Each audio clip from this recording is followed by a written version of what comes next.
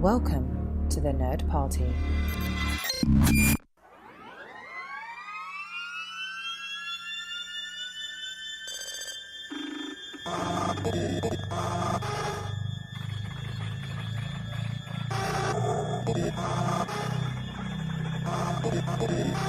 Welcome to another episode of Missing Frames. This is the podcast where we watch all the movies we should have seen by this point in our lives. I'm your host, Shawn Eastridge. Thank you for joining us today. And you know who else I want to thank for joining me today is my special co-host, Christine Rigby, one of my favorite people on the planet who's never been on the show before, That's ever. True.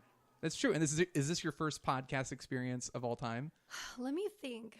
Because I did buy myself recording equipment, but I don't think anything ever became of it. So I'm going to go ahead and say yes. That little silver board over there makes it real. I was going to suggest we just skip the story and say yes. Yes. Because it should be. This should be, because it's all downhill after this. This is the peak of your podcasting experiences. And I feel like you're cursing me. I would never do such a thing. But you know what? Speaking of cursing, it's something we can't do on this show. And if we do, it'll get bleeped. But it'll probably happen anyway. I'm just warning the audience. Prepare yourselves. This is too exciting because we're watching a very exciting movie. Again, continuing the trend of 2019, every movie we've recorded so far has been a movie I haven't seen. And in this case, it's Videodrome. And how did we get Videodrome? How did we obtain a copy of it, Christine? Explain this to the audience. Let me tell you this incredible story full of, I don't know if we would call them purposeful. If it's purposeful, is it still synchronicity? Anyways. It is. Okay. Yeah, absolutely. I love the police. I went down to, I do too. That's crazy. I went down to Atlanta's one and only remaining physical brick and mortar video rental store, conveniently named Videodrome, which I think is still like maybe the one fond thing in my heart that I love about Atlanta. And anyone as obsessed with David Cronenberg as me is my friend. They have an entire section of Cronenberg films, and I just went in, picked up the box that was labeled the same as the door I just entered, and left and came here. So we rented Videodrome from Videodrome. You're really good at summarizing. This is what I do. That's what having a podcast is all about. That's it. That's the end of the episode right there. There it is. We can't top that. But I've never seen this movie. And but Shawn, have you seen any other David Cronenberg movies? I have. I've seen The Fly, which I love. Yes. And I only just saw that maybe, well, now it's been about 6 years, I want to say. So not that, I mean, yeah, about that long ago. That's half a decade. It doesn't feel like that long ago, but I've seen that, and I've seen A History of Violence. Okay, whoa. Which was the first David Cronenberg I saw, which is super weird. Oh, yeah, don't do it backwards. Yeah. And uh-oh. My doctor said the same thing. But I think I watched that because it was Viggo Mortensen, and it had just come out, and it was like a big, like, oh, this movie, it's based on a comic book. It's super crazy, and you should see it. And I watched it, and I was like, I don't know how I feel about this movie. But The Fly I loved. I would love to go back to A History of Violence at some point. But I don't really have much frame of reference for David Cronenberg other than that movie. Well, The Fly, and The Fly really actually came at like his zenith. That was what made his name big. Like Videodrome had come out in 83, and I want to say The Fly was like 87. Yeah. So he was sort of grinding his way through the body horror genre that some say he kind of invented. And yeah, so if you don't kind of know that history, the history of body horror, if you will, then it's my favorite kind of horror.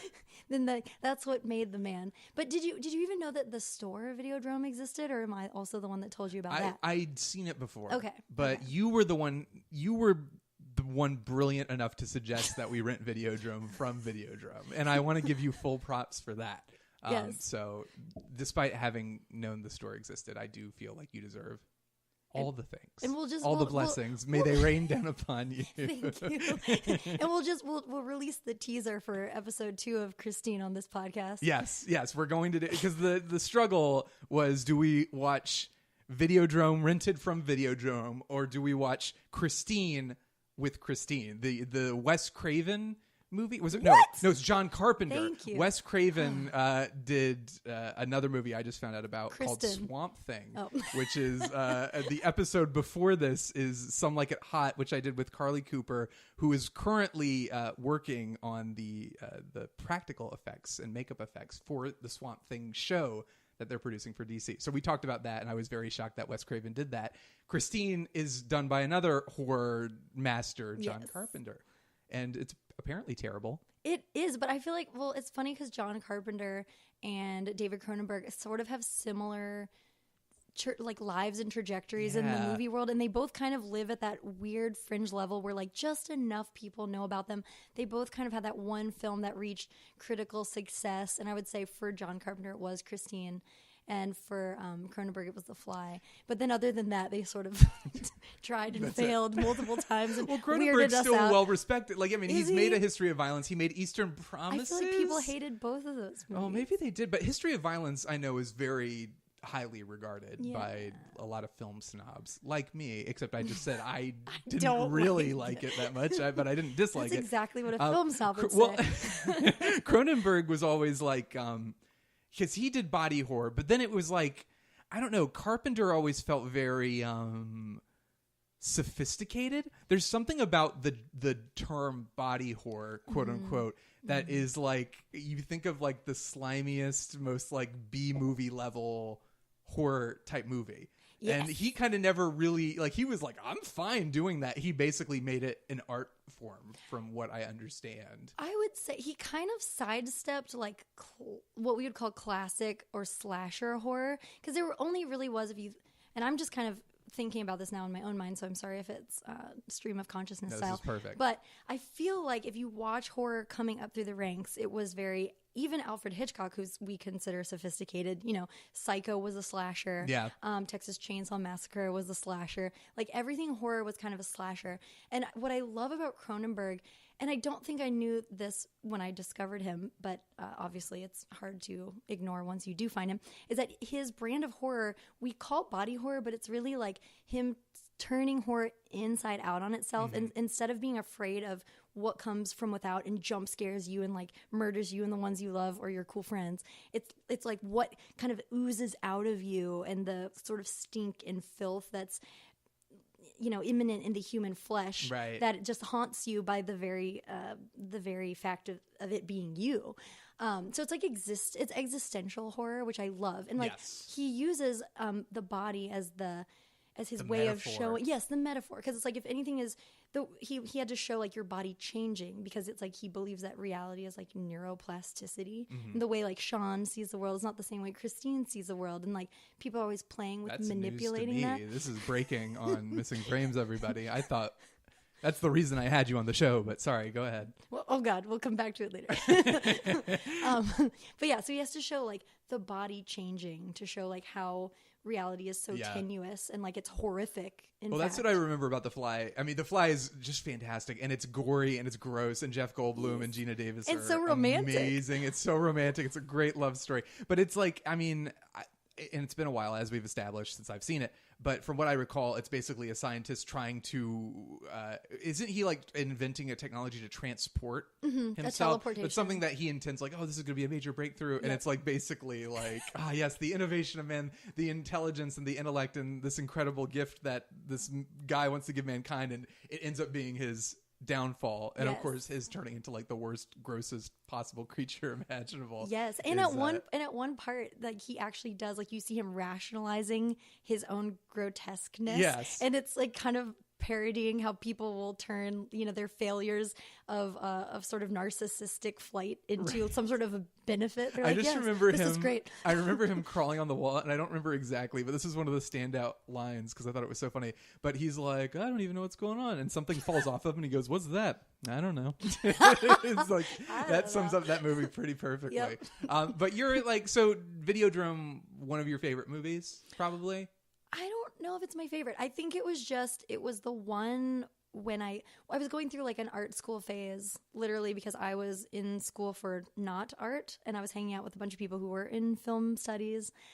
So I was trying to get on their level, and I loved movies, and I was just looking for the weirdest out there. So of course I rented, Eraserhead, and then of course I found Videodrome, and that would just seem like the most logical portal, which is kind of funny if you given some imagery that you'll see later on. Spoilers. It was like a good portal into his world, and so it was just the first one that I saw of his work, and therefore it had the most indelible effect on me. Okay. I'm actually interested because, as with Eraserhead and a lot of the other art house cinema that I was watching at the tender age of like 17, 18, I don't quite remember it all. I remember the most fantastic. Is that the last time you've seen it? Yeah. Oh, wow. I'm not a revisitor. Like Okay. I have favorites, and then I don't end up ever going back to them. I just hold them in my heart, and then Well, I that probably makes sense. mutate the memory. I've tried to do that. Yeah, well, I've tried to do that lately. There are movies I can never, like Star Wars, which I've seen so many times, I can never unsee it.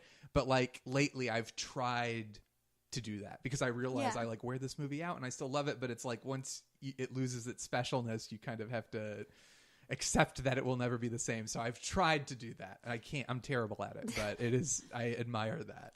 Thank you.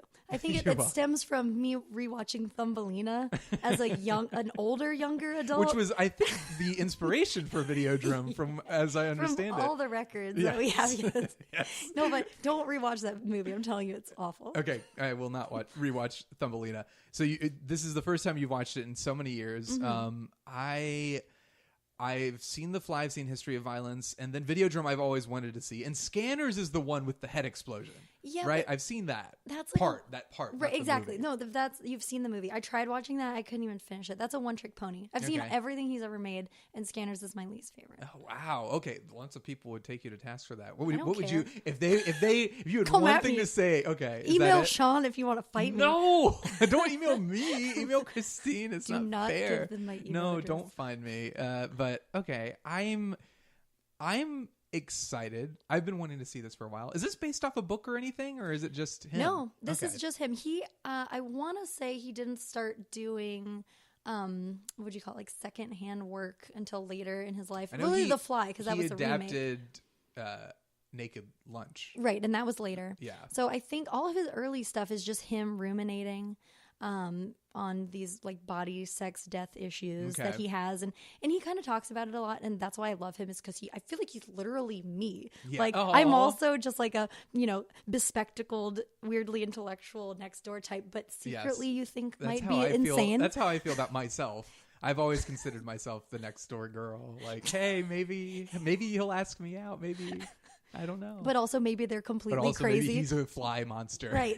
That's how I feel. So great. But no, and he talks about it all the time. He's like experimenting in his work with things that he like. When you look deep into yourself, you're like, wow, I'm a human. So I am no different than like a person who's choosing to do this with their life or do that with their life, like a murderer. There's no real wall between us. So he just like uses his characters as a way of exploring things that you literally should not or cannot do or be in this life.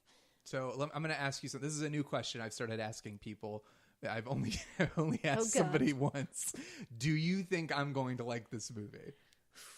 You like Superman, so So yes.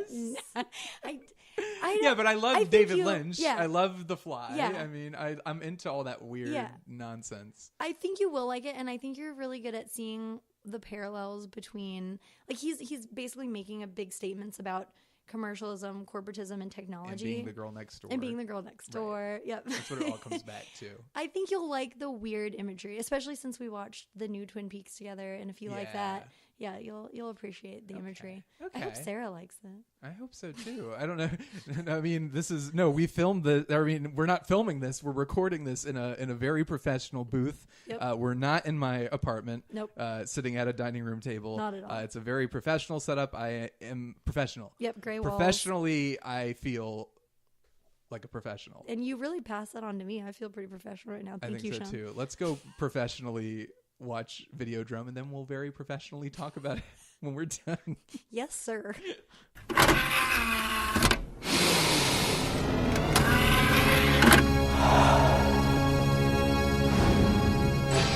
Now available to own on video cassette. And we're back. Christine, I wasn't ready for this movie. Really? I was so unprepared. I don't know what I expected. I mean, I knew it was going to be weird and gory and gross. But it was so disturbing.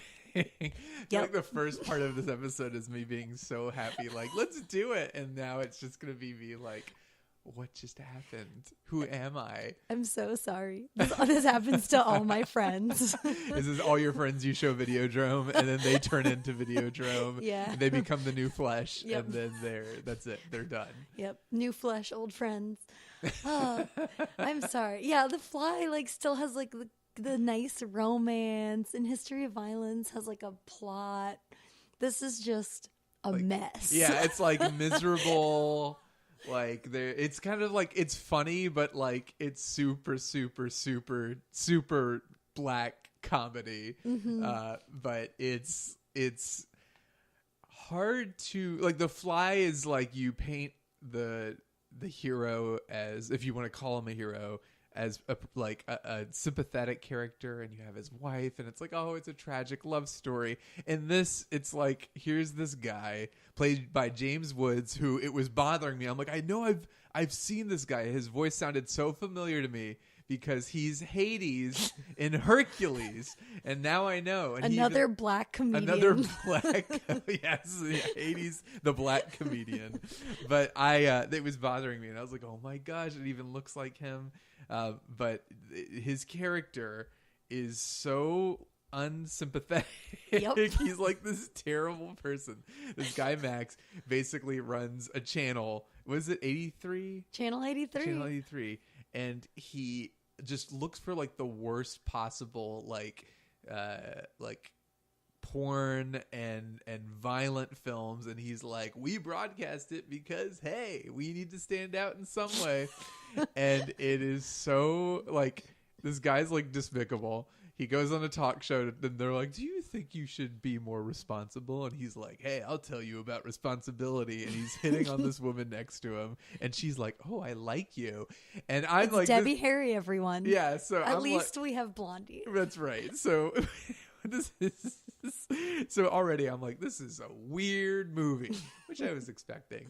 And then it gets weirder because he's like, come over to my place. We'll put on this little ditty called Videodrome that I was watching at work, in which people get whipped and tortured and electrocuted, and they're naked.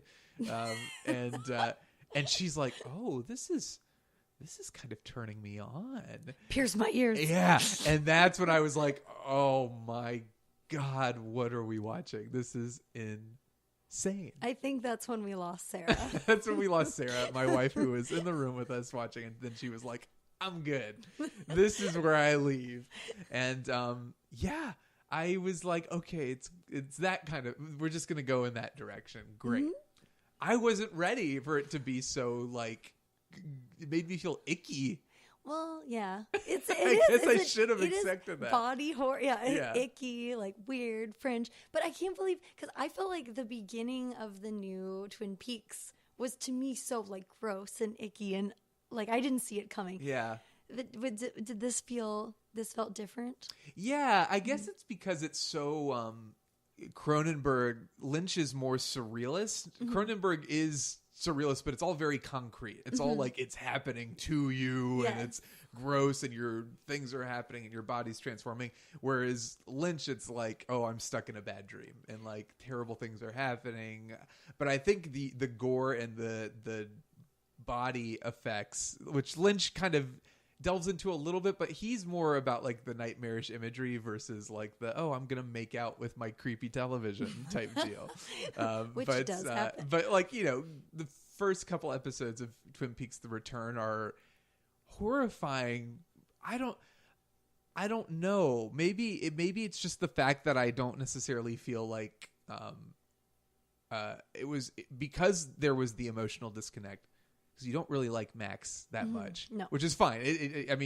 James Woods is great, and he plays the part well. And it's not like he walks the line between like this character's pretty unlikable, but you don't like outright dislike him. Like you're not like, God, I wish I hate this guy. I wish I was watching anybody else. And the movie is so intriguing and fascinating and engaging that you're just like, I can't stop watching. Mm-hmm. But with Twin Peaks, at least, it's like, oh, I like these characters and what's happening. I don't quite know what's happening. With this, you kind of never know what's happening, but you're always like on edge because something horrible is just right around the corner.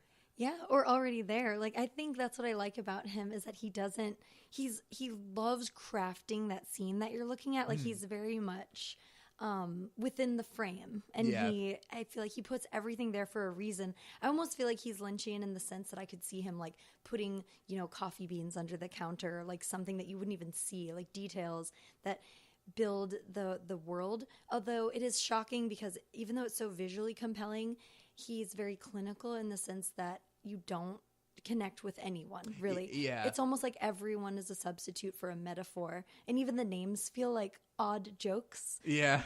Such that... like, what was Oblivion? Dr. Oblivion? Dr. Brian Oblivion, who only, as far as you meet him as a character, only he refuses to be interfaced with other than as a television he's like, I don't ever want to be on television, but I am only on television. Yes. But I think maybe the difference between Lynch and Cronenberg is a bit more clinical, almost like it's a very corporate.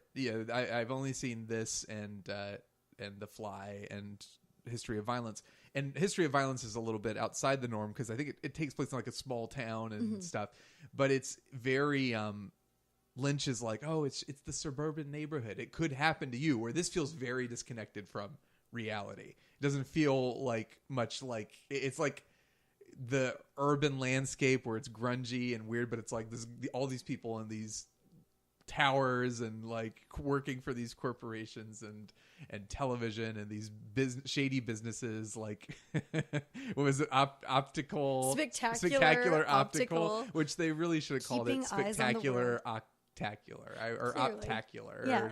I would have been very happy with that, but maybe that's the difference. There's almost like the normal like gosh gee whiz quality of David Lynch is not at all in David Cronenberg's work.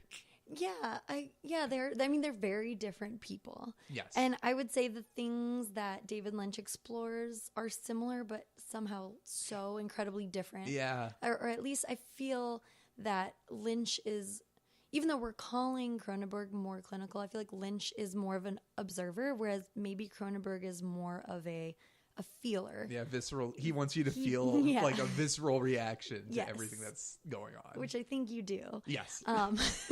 Which I did, as you, I'm sure you noticed. My skin is still crawling.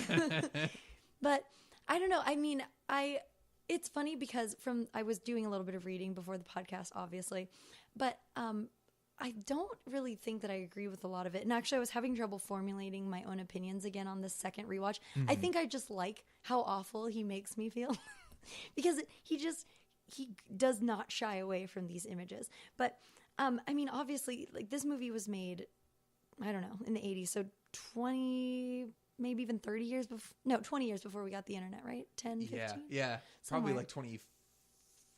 Internet, like, I mean, the internet existed in like the mid 90s, early 90s, but it like didn't really take off to the late 90s. So like what, 25 years or so before the internet? Like that. Nobody do the math. Just stay with us. But so, I mean, I think it was cool. It's cool because he was taking television, which was, not necessarily a benevolent gift from the gods, and sort of taking it to this extreme level, and without really going into an internet-y place.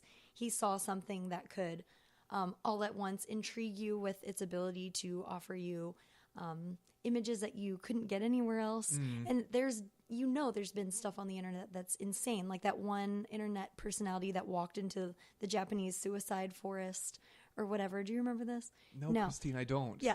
Please tell me more, because clearly this is something you know about. It is. No, but I'm really bad at keeping up with stuff. But it was some kid, some blonde sort of fraternity type dude who was an internet personality. And he was like, let me just walk into this Japanese suicide forest. It's like a very well-known place in Japan where you go to hang yourself because suicide's giant over there.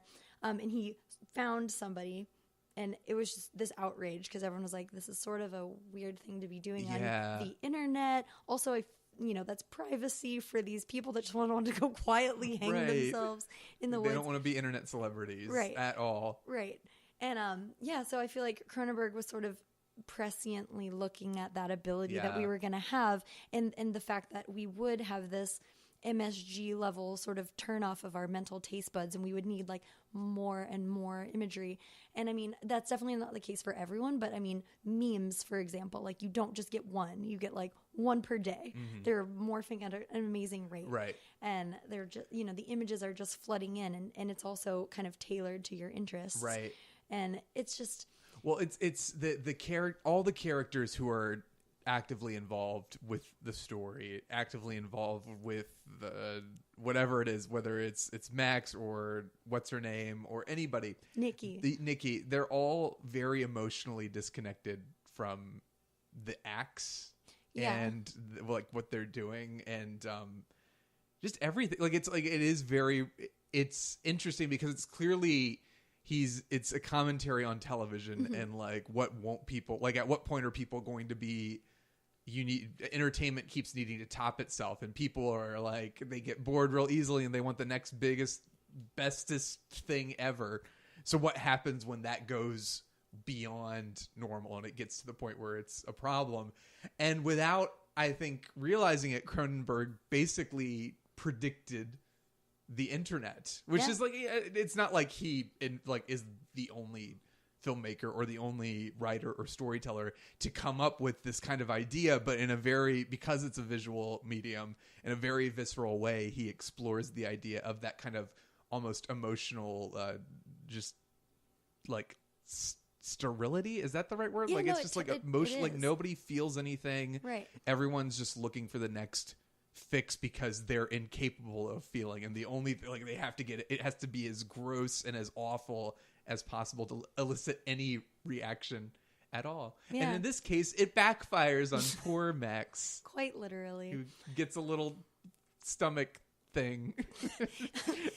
Yeah, the stomach vagina, the infamous stomach vagina, into which he puts in and pulls out all sorts of goodies. Right. But mostly the symbols of videos and violence, literally. Yes. They cassette feed him tapes and violence guns. through him in a very sexual image.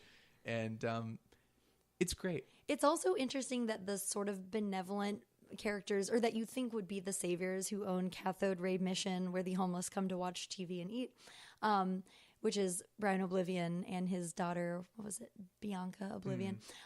They also are just sort of, they almost aren't there. Yeah. Because one is literally a televised performance. The question is, because at the end they reveal, Max, you've been hallucinating this since you met, what's her name? I keep forgetting her name. Nikki. Mm-hmm. You met Nikki. She was a hallucination we created to entice you into the world of Videodrome.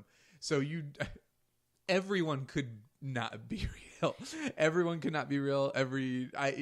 There's a point in the movie where it's like, I don't know what is happening and what's not happening. And I'm okay with, I give myself up to the movie. The weirder it is, I'm like, I don't care. I don't really need an explanation. And this movie's the same thing. I'm like, give me all the weird.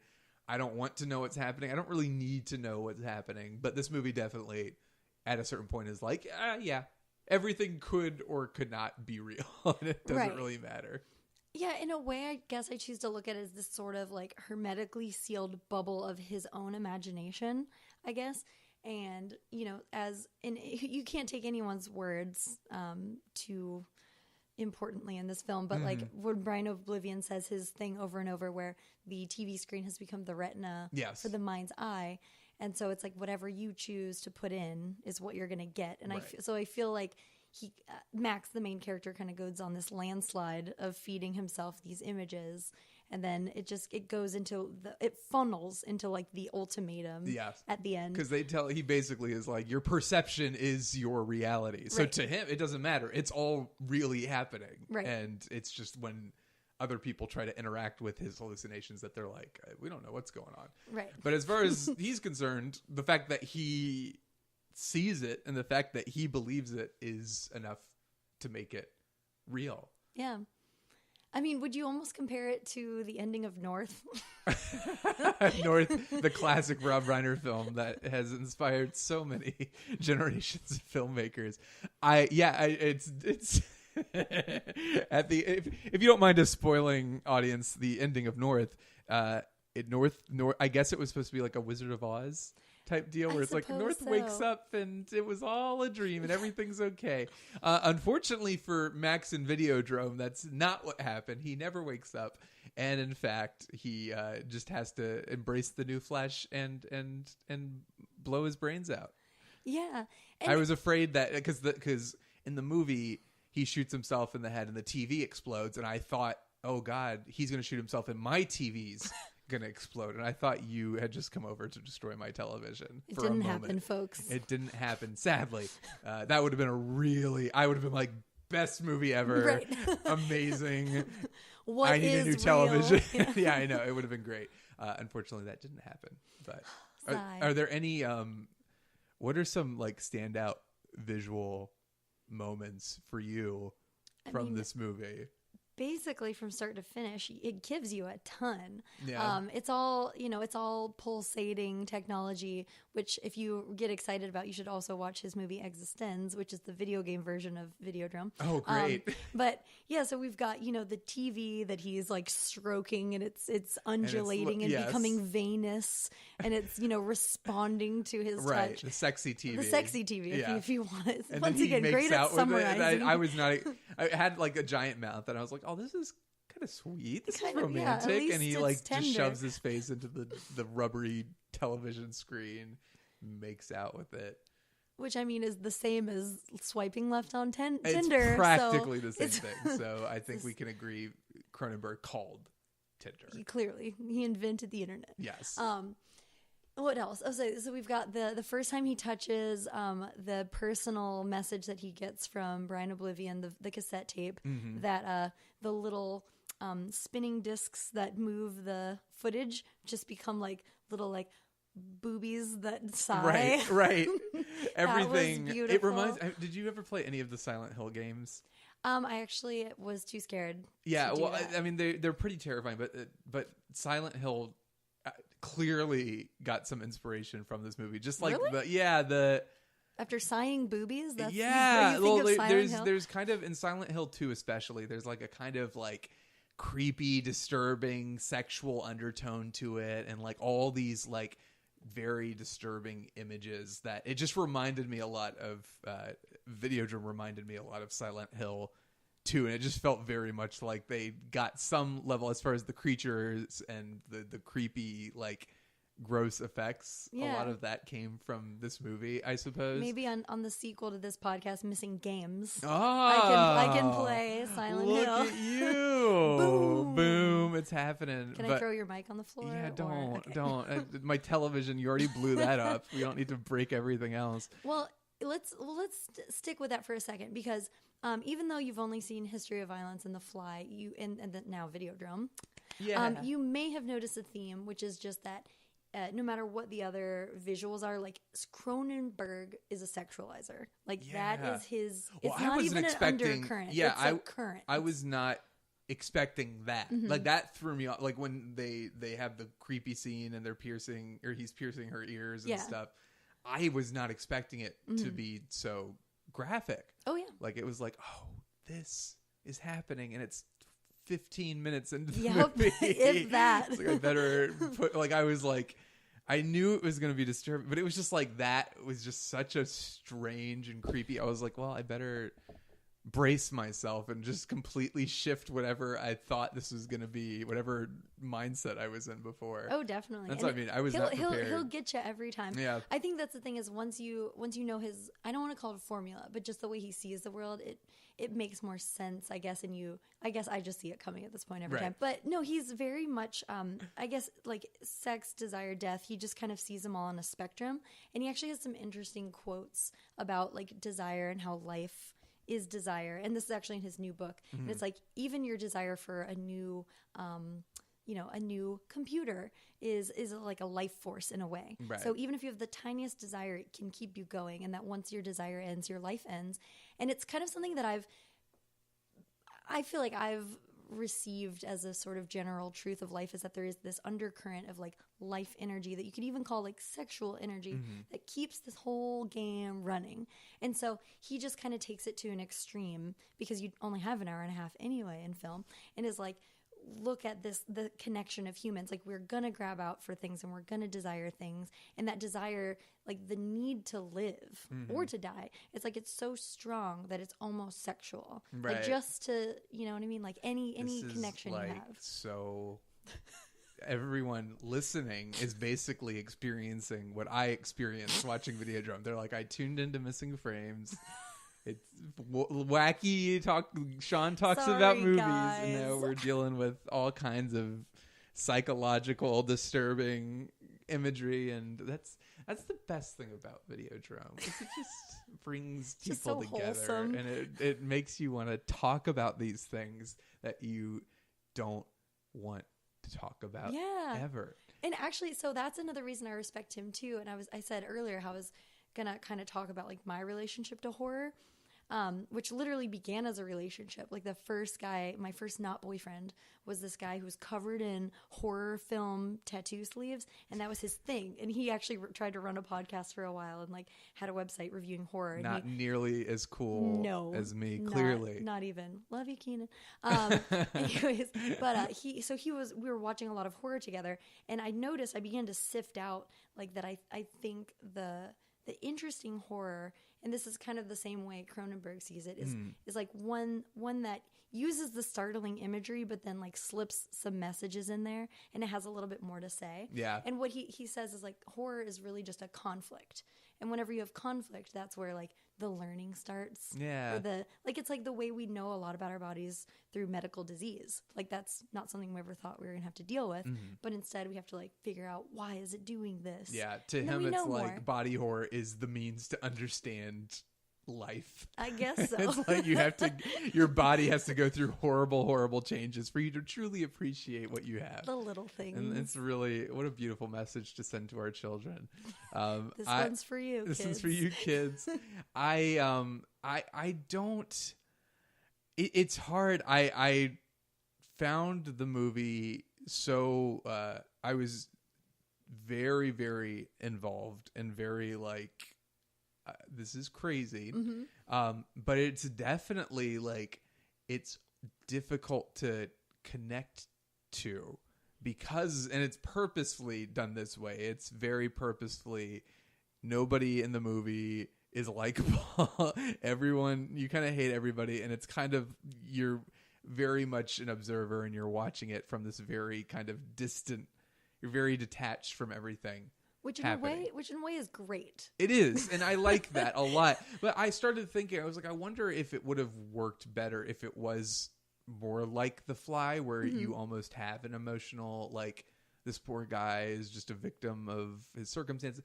I guess it wouldn't work for this movie because it really is the ultimate failing of this guy and the ultimate flaw of his character is his like complete disregard for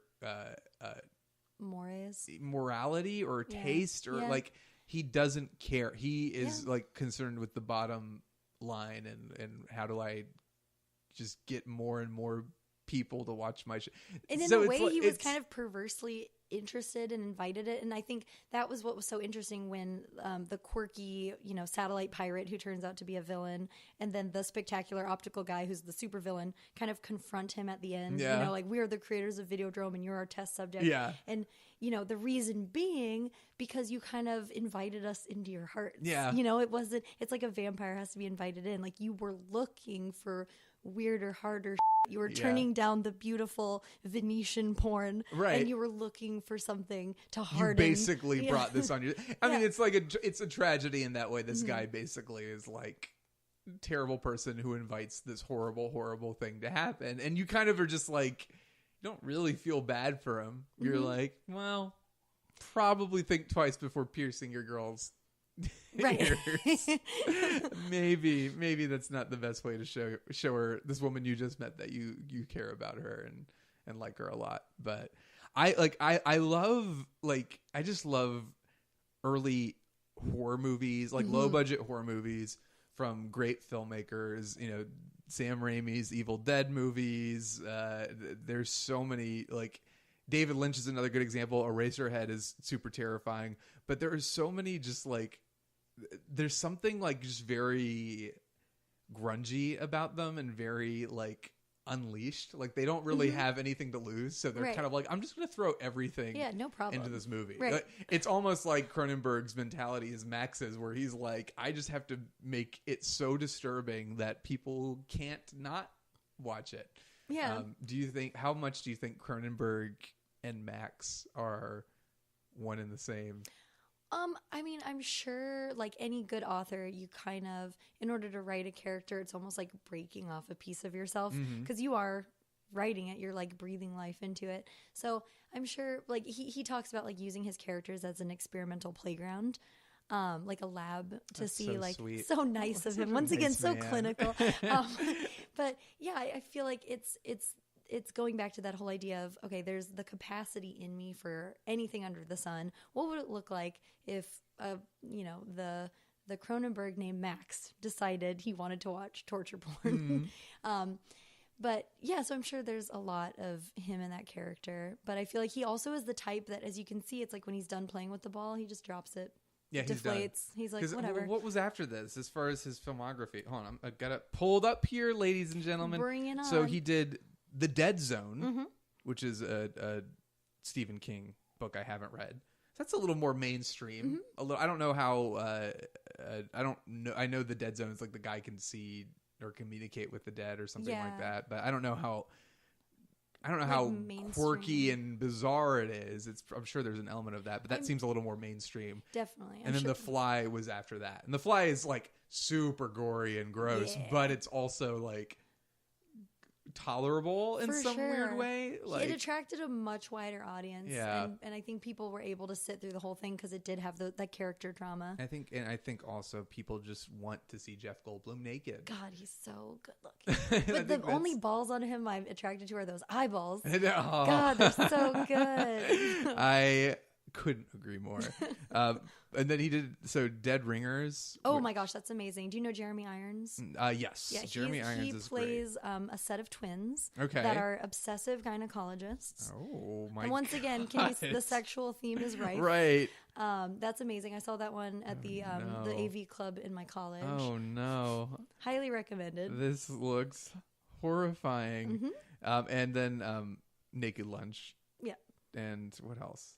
Yeah, Naked Lunch is going to give you a lot more, just more of the same beautiful pulsating orifices where you wouldn't expect them. This is just fantastic. People I love putting all of it. things into their body that they probably shouldn't. Probably not.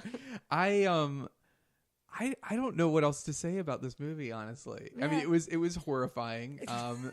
Really well made, extremely effective.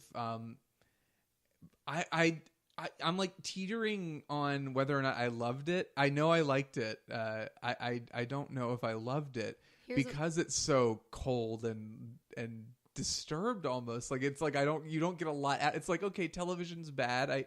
I get what you're saying. Entertainment is. But I could also just watch the cable guy. Right, the cable guy. Gee, man. So it's hard to like. It's something that I feel like, it's part of the Criterion Collection, and I feel like at some point in my life I'm going to own this movie. Well, don't let the Criterion Collection influence you, but just know that love and hate Everything are the same I thing. do in my life is dictated by what the Criterion Collection wants. They really don't know what a friend they have in me. It's a shame. Randy Newman would never sing a song about my relationship with Criterion because they just don't get it. But really, I mean, I would get it just because the movie is so striking and so memorable. I'm not going to forget it anytime soon. But also, I just want to I almost, we usually with Missing Frames, we'll just watch the movie and come and talk about it. And what kind of sucks about that is you're flabbergasted. I'm flabbergasted, but I also love watching documentaries, and I love doing. I tried to do a little bit of research with this one. I didn't really read anything because I didn't want to spoil myself. But it feels like there's so much to unwrap that it's like I want to watch. Do you want me to leave the features. Blu-ray with you so you can watch the features? Maybe I'll do it.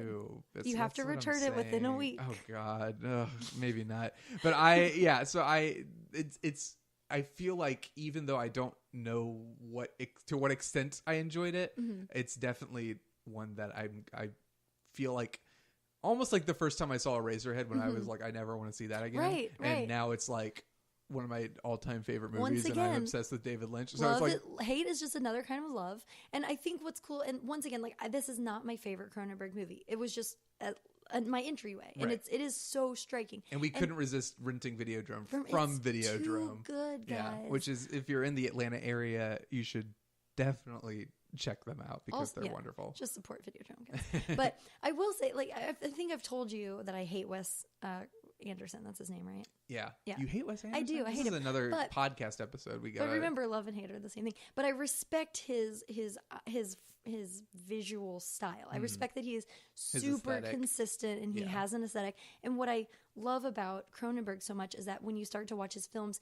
you see kind of the same thing. He has this love of this sort of intimate room texture and like playing with very harsh shadows and like so much blue. It's beautiful. So I don't know. I no matter what, like I love hanging out with him Yeah. in film, and he's an artist. I love it. He totally is. Do you was there anything you picked up this time that you don't, I know it's been a while since you've seen it, but was there anything you picked up on this time that you don't remember from the first time? Any themes that stood out to you or any visuals that you were kind of like, oh, I never thought of that. I didn't even notice that.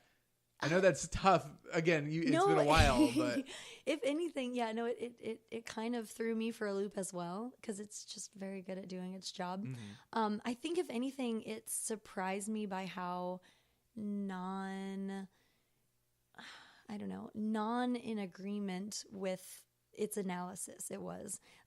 Like I was trying to say, like everyone that I read that was trying to analyze it, I feel like when I watch it, I disagree with that. Like I would love to read some but just like David Lynch, I don't care as much about what it all means. It's like an experience that you just have to kind of absorb. Well, no, it's funny you say that, Shawn, because Cronenberg is actually, he's a huge atheist in the sense that he doesn't even like to talk about like ghosts or spirits or anything. He basically says reality is perception. Reality is your neurology, and it can be easily altered. And I want to come back to this, so remind me because I'm going to forget. I will. But one of his big quotes that I kind of read today was that human beings are so addicted to meaning that they try to find it where there is none. So this movie, for all intents and purposes, might have no meaning. Right. And he would probably encourage you not to go struggling to look for one if you don't need to. Sure. So that's the difference between, that's concretely the difference between Lynch and Cronenberg. Lynch is very spiritual. He is. And his movies feel very spiritual. It feels like he's found some other plane of existence. Yes. This, in Cronenberg's work, feels very physical. Very it's all cut about off. the body. Yes. It's all about like what you're experiencing is through your body. Yes. It's not like, it's nightmarish, but you are physically kind of experiencing it. Not that like Lynch doesn't have that, but Lynch being very spiritual and being more in that plane of like there are forces beyond what we understand. That you saying that basically it makes it explicit to me what the difference between the two of them is. Exactly. And it's almost like the ending of this movie in essentially what we would call suicide is in line with that sort of cut off body, sort of You're done. Stuck on the ground mentality. Yeah, there is nothing else to look up to, which I don't connect with him at all. But I just think he's an amazing visual artist. But yeah, I myself am more of a sort of lighthearted. I'm like a dark optimist. Like, I've always thought that about you. Christine, the dark optimist. But yeah, so I think it is funny to sense the plasticity or the unplasticity in those two different types of filmmaking.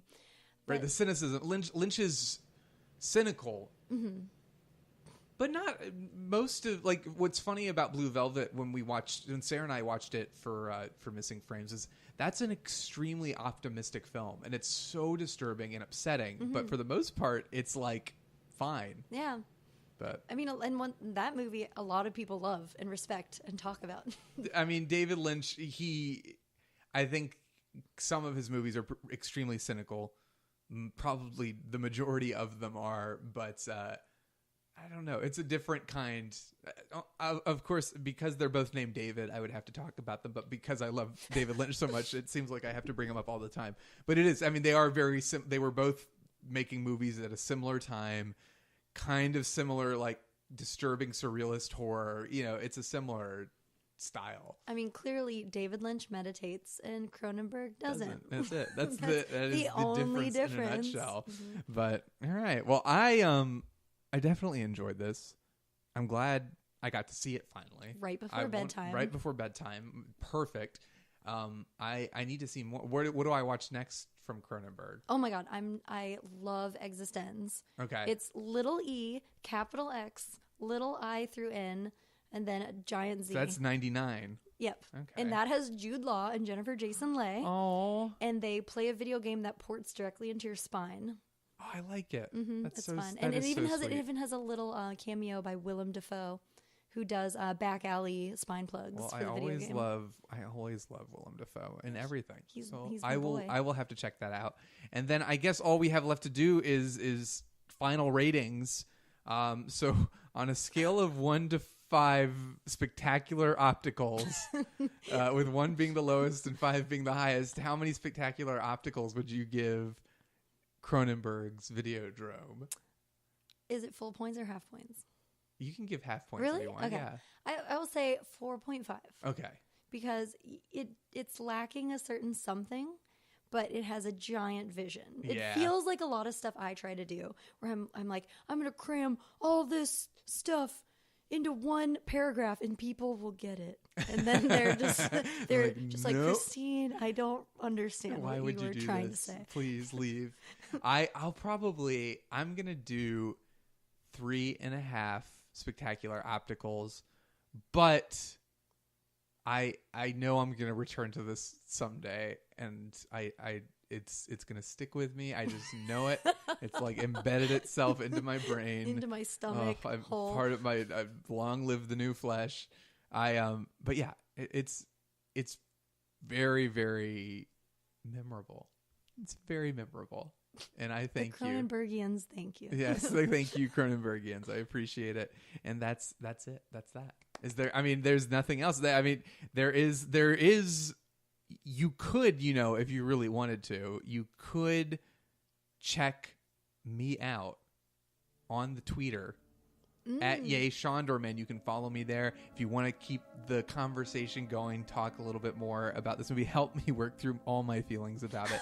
And Do it. Christine, you're nowhere. I am on not social on the media, internet, which is such a wonderful thing. Clearly, I was influenced. You were influenced by back in the Videodrome day. for sure. Got off. But the Nerd Party is on all the social media, which is the network that this show is a part of, and they're wonderful. There are tons of great shows.